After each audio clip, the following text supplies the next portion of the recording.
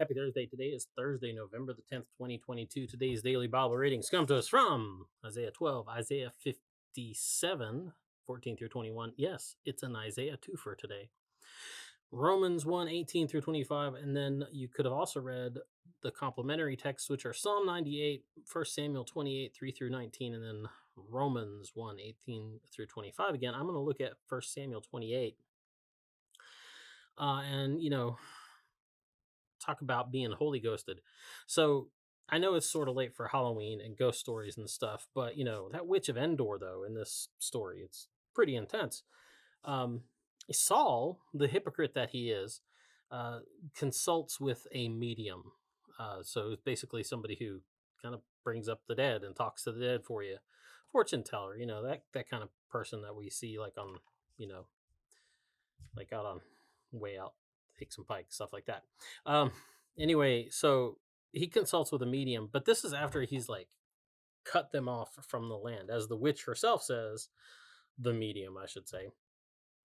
She says, you've cut off the wizard and the wizards and the mediums from the land. It's a desperate act from a desperate man. And why is he so desperate? It's because he has to consort with this witch because he hasn't heard from God. God won't return his calls.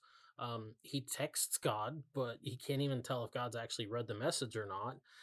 So there's no dreams, there's no visions.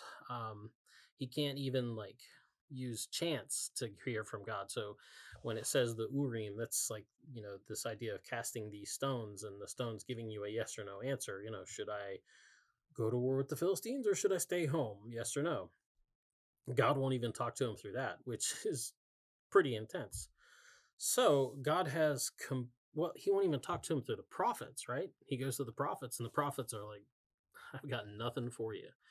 He's been completely ghosted, so he does what other people who've been ghosted do. They go to the person that they're the joint friends, right? And say, and that's why he's here with the medium. He gets the medium to dig up Samuel, so to speak, who's been dead a long time, and gets him to come up and says, so does he talk about me at all? Does he mention me? And Samuel's response is, yeah, God knows, and he's not, what he does have to say about you isn't good, and kind of lays it out on the line for him and says, yeah, you want this message from God. I don't think you're going to like what it says.